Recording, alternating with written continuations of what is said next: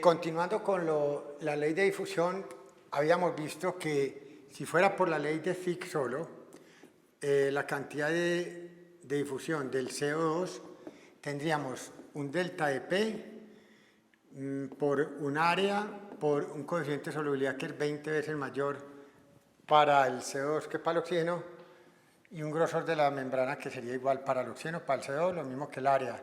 Esto no habría diferencia. El delta de P sí sería diferente, porque el delta de P es, para el CO2, esto es de 40, viene la presión mixta venosa de CO2 de 46 o 45, pongámosle esta delta de 6, entonces el delta de 6 aquí es la diferencia de presión entre el alvéolo y la de CO2. Veamos qué le pasa a la del oxígeno. Es igual a mi delta de P por el área, por la solubilidad, sobre el grosor. La solubilidad, esto es 20 veces menos esta es lo mismo, esto es lo mismo. Y el delta de P es la que hay del oxígeno con respecto al que viene por la sangre venosa mixta. Este delta es de 60. O sea que 60 de delta de P y aquí un delta de P de 6, este es 10 veces más. 10 por 1, 10, esto en cambio le va ganando todavía por 2 más a esto. Entonces, ¿qué quiere decir esto? Que con la ley de Fick únicamente, sin tener en cuenta la velocidad de reacción con la hemoglobina, que es lo que nosotros decíamos, teta B sub C, no vamos a nunca igualar esa posibilidad. Resulta que la velocidad de reacción para el CO2 es más lenta que la velocidad de reacción que hay para el oxígeno, porque el CO2, como nosotros vamos a ver en transporte de gases, tiene que entrar al eritrocito, cogerlo en la anhidrasa carbónica y convertirlo en bicarbonato y en hidrogeniones, sacar después otra vez nuevo el bicarbonato, y es un proceso muy laborioso. Bueno, el hecho es, en todo caso, que a nosotros, cuando nos dan la información de qué es lo que nosotros tenemos que tener en cuenta para intercambiar gases en el pulmón, nosotros vamos a ver frecuentemente este tipo de gráficas. Vamos a ver acá. A ver si encontramos aquí una para bueno, vamos a el tiempo de reacción que tiene esto con el pulmón es el siguiente. Miremos, por ejemplo, usted tiene aquí la presión alveolar, o coloquémosle presión alveolar de O2 de 100 milímetros de mercurio. Y aquí viene con una presión venosa de 40. Y si usted analiza el tiempo de tránsito, punto 25, punto 50, punto 75 en segundos, normalmente la sangre que entra acá se demora 0.25 segundos, en la que viene por la arteria pulmonar, que es sangre venosa, igualar al alveolar. Este resto del tiempo queda de reserva por si el gasto cardíaco llegase a aumentar. ¿Qué quiere decir eso? Que el tiempo de tránsito normal de un eritrocito que entre en un capilar pulmonar y salga, el tiempo de tránsito promedio es 0.75 segundos, siempre y cuando yo esté en reposo, sin gasto cardíaco aumentado por ejercicio. Entonces, en reposo vemos que a uno le da la naturaleza 2/3 partes de chance para enfermarse y todavía pues simplemente lograr el equilibrio un poquito más lejano en el sitio donde entró el capilar, pero logrando el intercambio final que sea limitado por perfusión. O sea, que me iguale totalmente con la concentración intraalveolar. Resulta que para el O2 pasa esto. Entonces vieron eso y dijeron, ¿qué pasará para el CO2? O sea, que el tiempo donde se logra el equilibrio para el CO2, para el O2 es 20.25 segundos. Y quisieron analizar eso que le ocurría, pero para el CO2. Entonces aquí colocaron presión venosa de CO2 de 45. Y aquí tenemos una presión venosa, una presión alveolar de 40. Pongamos 40. Y miremos qué pasa acá con punto 75 segundos, punto 50, punto 25, por decir algo. Pues vemos que pasa así.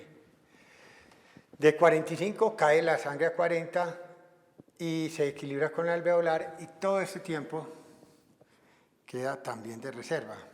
O sea que, a pesar de que el CO2 era 20 veces más soluble y le ganaba por coeficiente de difusión al oxígeno, el oxígeno tenía una velocidad de reacción química mayor y más rápida, o sea, tiene un teta B sub C mayor que el que tiene el CO2 y por eso lo podía francamente igualar y no había ningún inconveniente.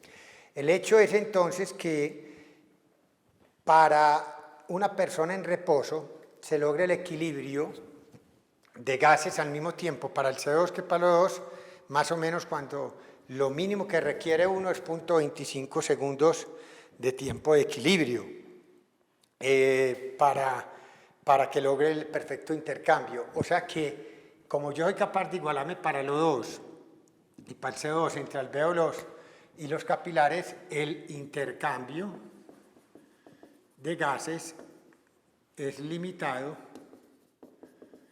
por lo que vimos en cardiovascular por perfusión.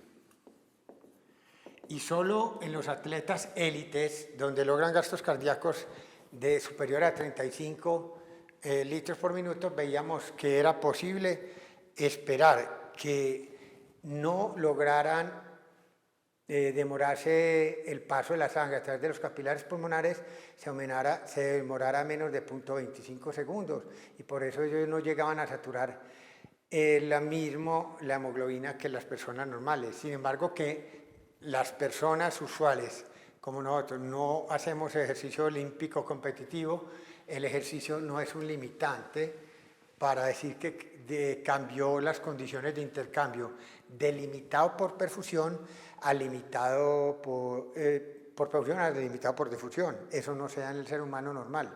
En un atleta de élite sí, y le puede marcar una gran diferencia. Entonces, hay que saber que engrosar la membrana, por ejemplo en ley de Fick, engrosar una membrana, el engrosamiento de una membrana, de la membrana alveolocapilar, es una causa más bien rara por sí sola para que en reposo usted le aplique un test y le dé que tiene un problema verdaderamente de hipoxemia porque está engrosada la membrana. Generalmente a uno un engrosamiento de la membrana. Si yo le hago un examen solo en reposo, generalmente le va a dar normal. Si al paciente que tiene engrosamiento de la membrana lo pongo a hacer ejercicio para que la sangre corra más rápido y me demore menos de 0.75 segundos a través del capilar pulmonar, ahí sí estreso a ese paciente y le puedo ver clara demostración de ese engrosamiento de la membrana habiendo alterado un test. Las personas también sanas que van a grandes alturas, por el hecho de tener grandes alturas, la presión alveolar está disminuida.